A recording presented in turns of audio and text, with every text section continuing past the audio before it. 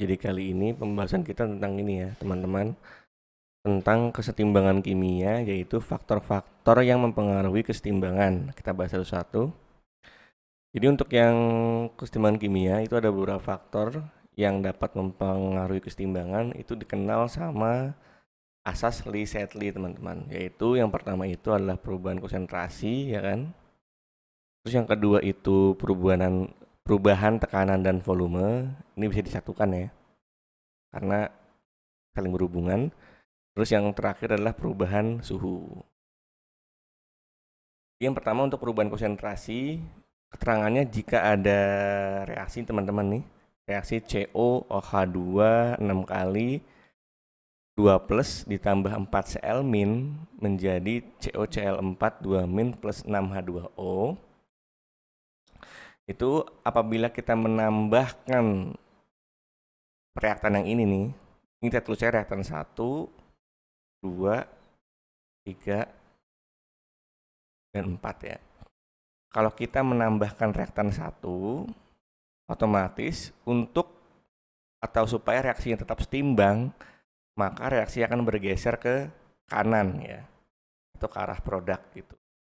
Karena kan ini kan nambah teman-teman ya, di arah reaktannya nambah, maka supaya reaksinya tetap setimbang, reaksi akan bergerak atau menuju ke kanan atau ke arah produk. Nah, kalau kita mengurangi 4 Cl min ini atau kita kurangi reaktannya, maka supaya seimbang, supaya tetap setimbang teman-teman, reaksi akan bergerak ke kiri gitu.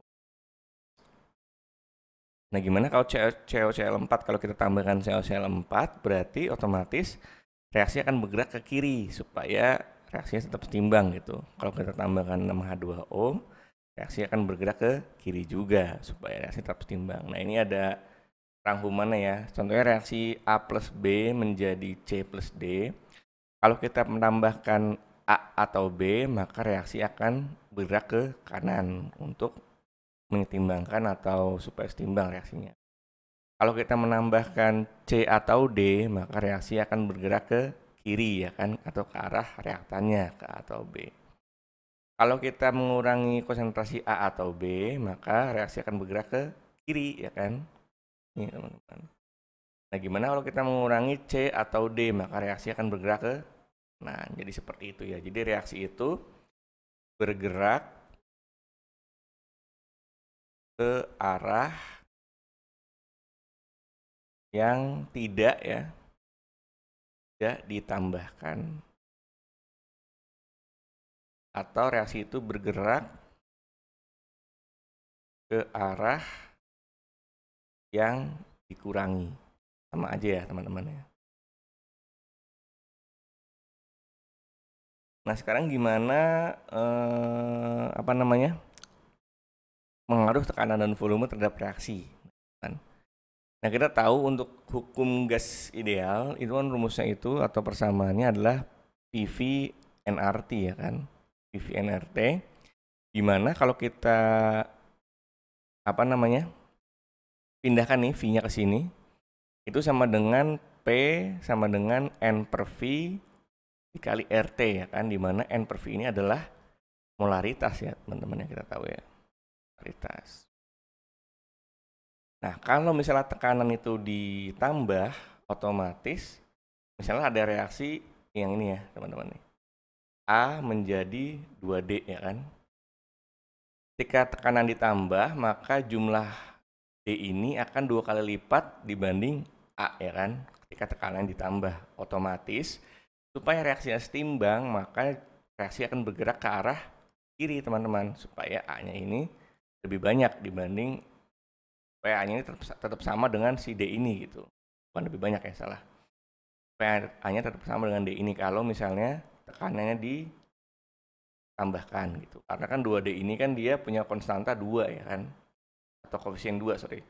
Sedangkan si A ini koefisien 1 gitu. Ketika tekanan ditambahkan, maka si D ini 2 kali lipat jumlahnya dibanding A. Nah, supaya reaksi tetap setimbang, maka reaksi akan bergerak ke kiri. Nah, karena tekanan itu berhubungan sama volume, kalau tekanannya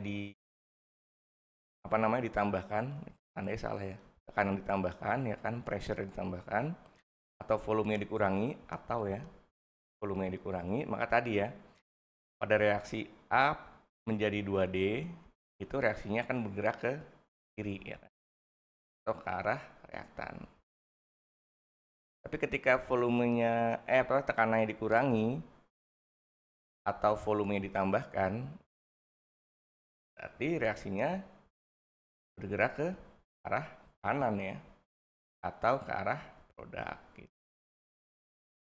Jadi kalian nanti kalau misalnya perlu diaplikasikan ke industri misalnya, kalau kalian lihat di sini jumlah koefisiennya itu lebih besar ya kan, produknya, maka supaya kalian mempunyai jumlah produk yang lebih banyak gitu, produksi lebih besar, maka kalian harus mengurangi tekanannya dan atau menambah volumenya seperti itu ya. Jadi kalau kalian lihat si reaktannya itu punya koefisien lebih besar, maka kalian harus menambah tekanan atau mengurangi volume supaya produksinya itu lebih besar seperti itu. Nah, sekarang ke perubahan suhu ya kan. Nah, di sini contoh ada reaksi 2NO2, teman-teman, 2NO2 menjadi N2O4 di mana dia punya suhu yang eksotermal ya atau eksoterm. Tahu dari mana eksoterm? Nah, di sini kelihatan delta H-nya ya, itu atau entalpinya itu bernilai negatif, teman-teman ya. Jadi dia adalah eksotermal. Nah, ini kelihatan kalau dia eksotermal ketika suhunya itu diturunkan ya kan? Ketika dia suhunya diturunkan. Nah, di sini ini kelihatan air temperatur 50 derajat Celcius.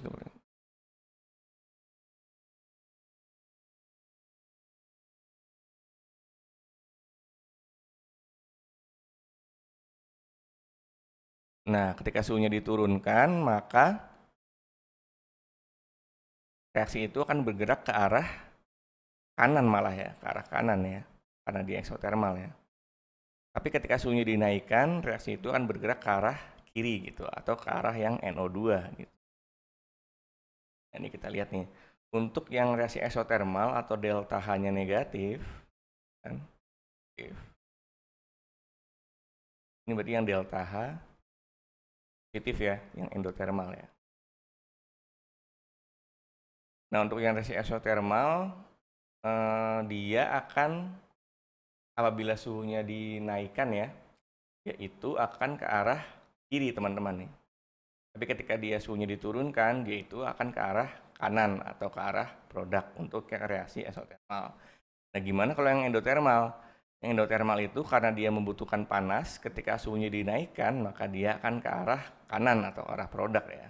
Tapi ketika suhunya diturunkan, dia akan ke arah kiri atau ke arah reaktan seperti itu. Nah, gimana pengaruh katalis terhadap kesetimbangan? Nah, untuk katalis ini dia itu nggak mempengaruhi kesetimbangan ya teman-teman ya. Jadi dia itu hanya mempengaruhi laju reaksinya gitu atau kecepatan si reaksi dan tidak mengubah konstanta kesetimbangan atau nilai K ya, bisa KC atau KP teman. Sekarang kita ada soal nih. Perhatikan proses kesetimbangan antara dinitrogen tetrafluorida N2F4 dan nitrogen difluorida NF2. Ini reaksinya N2F4 menjadi 2NF2 di mana reaksinya itu ada reaksi endotermal ya. Ini bernilai positif teman-teman. Plus 38,5 kJ.